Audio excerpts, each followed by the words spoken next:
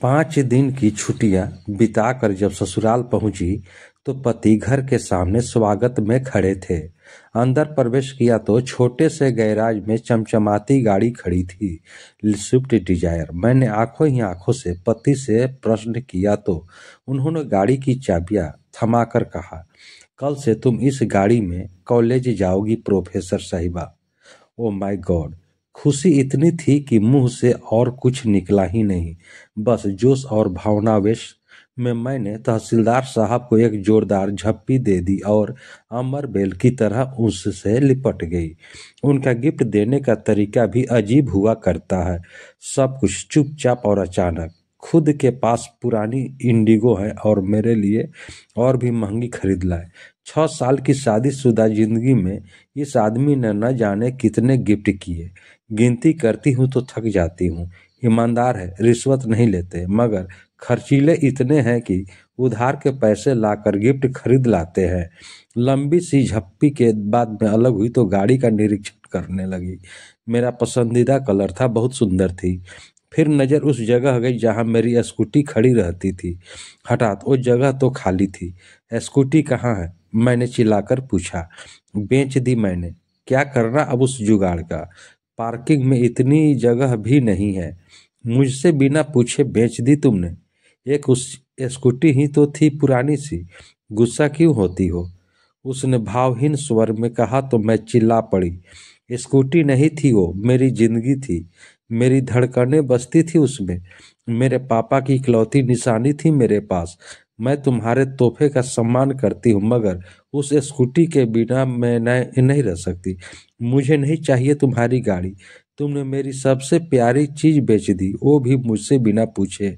मैं रो पड़ी और सुनकर मेरी सास बाहर निकल आई। उसने मेरे सर पर हाथ फेरा तो मेरी रुलाई और फूट पड़ी। रो मत बेटा, मैंने तो इससे पहले ही कहा था एक बार बहू से पूछ ले, मगर बेटा बड़ा हो गया है। तहसीलदार माँ की बात कहाँ सुनेगा। मगर तू रो मत। और तू खड़ा खड़ा अब क्या देख रहा है? वापस ला स्कूटी को। तहसीलदार साहब गर्दन झुकाकर आए मेरे पास। रोते हुए नहीं देखा था मुझे पहली कभी। प्यार जो बेतहा करते हैं, याचना भरे स्वर में बोले, सॉरी यार, मुझे क्या पता था कि स्कूटी तेरे दिल की इतनी करीब है। मैंने तो कबाड़ी को बेचा है सिर्फ 7,000 में। वो मामूली पैसे भी मेरे किस काम के थे। यूं ही बेच दिया कि गाड़ी मिलने के बाद उसका क्या करोगी। तुम्हें खुशी होनी चाहिए, आंसू नहीं। अभी जाकर लाता हूँ। फिर वो चले गए। मैं अपने कमरे में आकर बैठ गई। जड़वत सी। पति का भी क्या दोष था।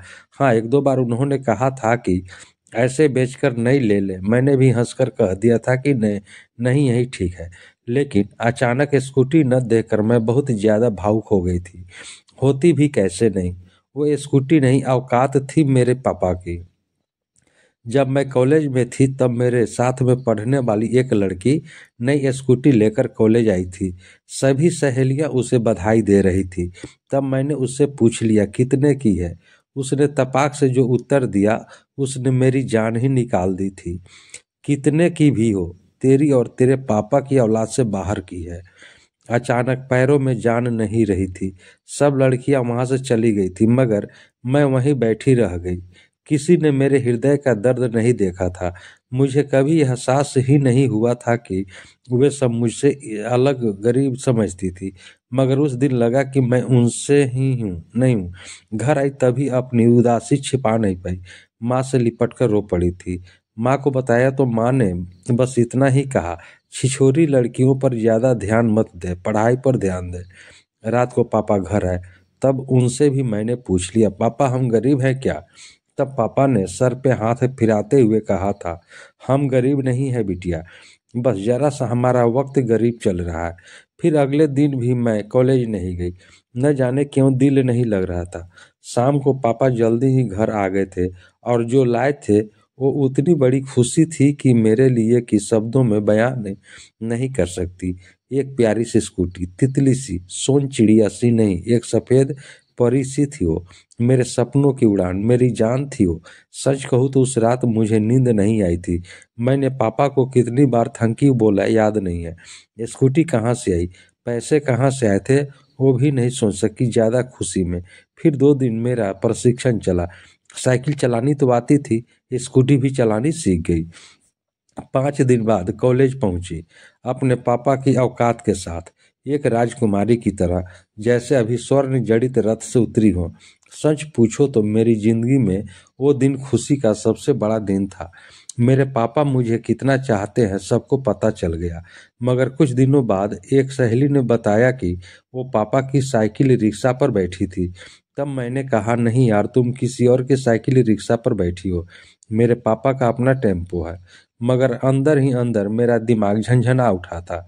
क्या पापा ने मेरी स्कूटी के लिए टेम्पो बेच दिया था?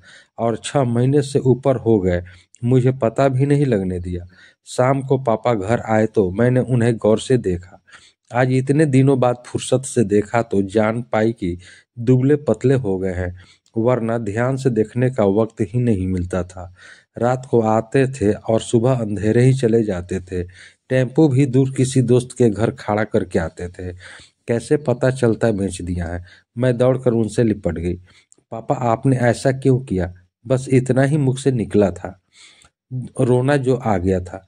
तू मेरा गुरूर है बेटिया, तेरी आंखों में आंसू देखूं तो मैं कैसा बाप।